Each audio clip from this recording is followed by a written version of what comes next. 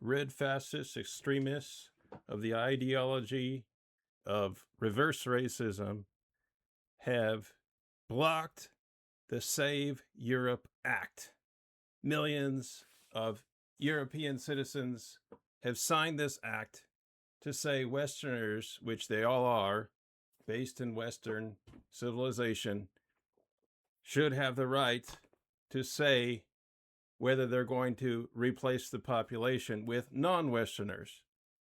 These extreme radical red fascist communists have said that they can't allow the word ethnic and they can't allow the word Western. Okay, while literally every single petition using the same thing mentions they are of the Italian ethnicity, they're of the French ethnicity, they are of the Irish ethnicity, they're of any kind of land national citizenship there is in Europe. And I got representation in my family. I have 4 children which are EU citizens of one or the other ethnicities of Europe. And they're saying, okay, because your ethnicity uses the word Western, it's not allowed. And what are they doing here? They're banning and forbidding the entry of a petition, a citizens' initiative of the European Union, which is allowed to any other ethnicity.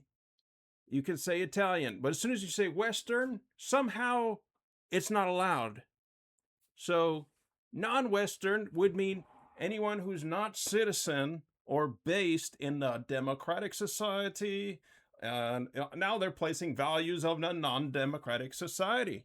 It's called crazy leftist communist red fascism. Yes, this is a topic we often talk about here at Watchman News. And I want to bring your attention to the definitions that we typically find, the main tenets of red fascism, because it's a very important topic. It's typically characterized by an ideology replacing the rule of law. Okay? It's like today we say it means this, and tomorrow the same words can mean that.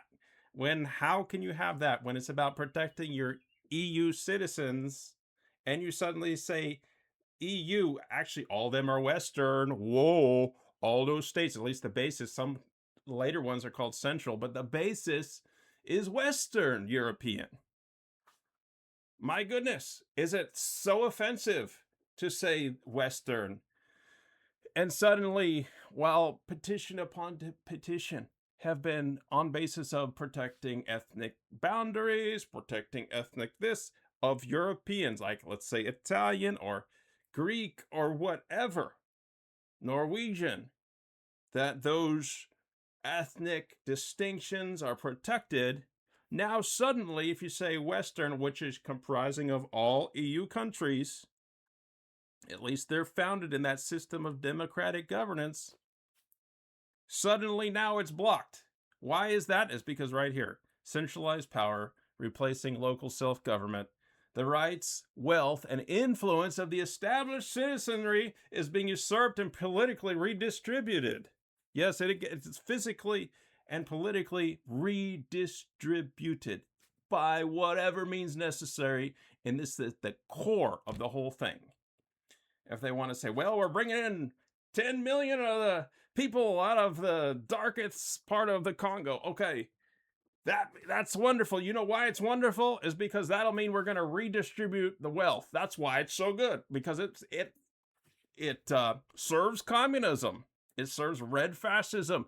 Oh, isn't that a most beautiful thing? That's what they say, and the girls go right along with it. Very few men can see, well, is it good to throw away your heritage? I don't think it's a very good thing, but okay. I know not all women are that way, but yeah, the thing is you make something sound so sweet, so nice. Oh, isn't that nice? Oh, that means okay. And then they find out the rude awakening, what's happening in other places where they allow this to carry on for far too long, and they're totally the minority. They see a white girl, they get enraged. They either want to rape them or stab them, and there's so many stabbings happening of little girls and old men, old ladies. It's unbelievable. They don't even face them in the front. They go from behind and stab them. Girl upon girl upon girl upon girl. Unheard of levels of genocide all over Europe.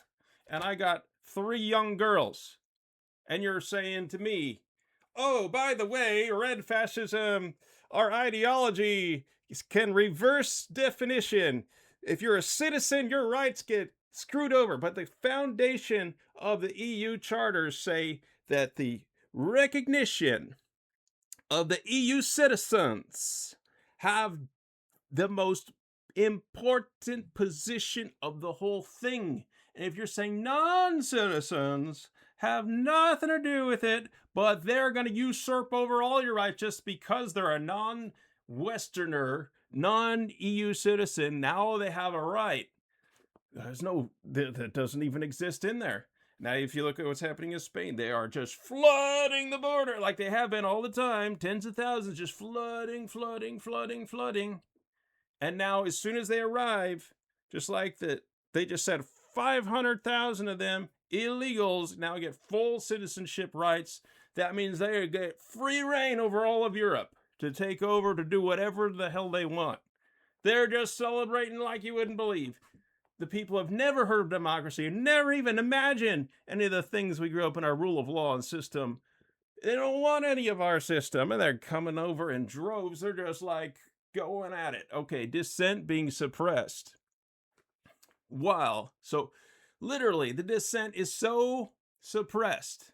While unequal justice is justified in the name of equality or progress, this is going in reverse. If you look at what's happened, okay, I want to show you the statistics here. The top countries reported arrests, okay, for online social media posts. People getting 2 years in prison because one guy says, oh, I don't want to pay taxes for these immigrants. And he probably had a few beers, just typed something while he was just a little bit out of it. I mean, and nobody saw his post. And he gets arrested.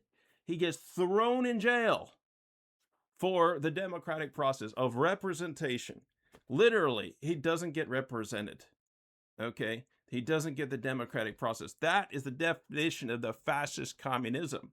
Okay? All the way. We got to learn this definition. The Save Europe Act, which I'm showing you here, which has been rejected, is the most sober just analysis of things happening on the ground. And even that is banned, where we cannot have a public recognition or discussion. They have not gone to the people and sent them a ballot in the mail that said, do you want entire annihilation and erasure of civilization? Do you want to be completely replaced by people who have never heard of democracy? They have never heard of the rule of law. They have no idea of any of it. And by the way, if they commit a crime against your daughter or your son or whoever, they win in court and you're the victim. And by the way, that's no stretch.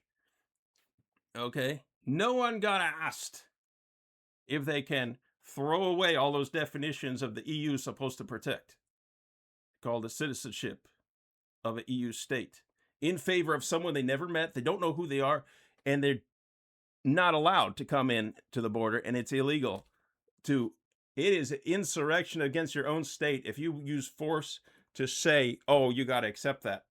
You got to accept that violation of international law. Basically, the violation is this.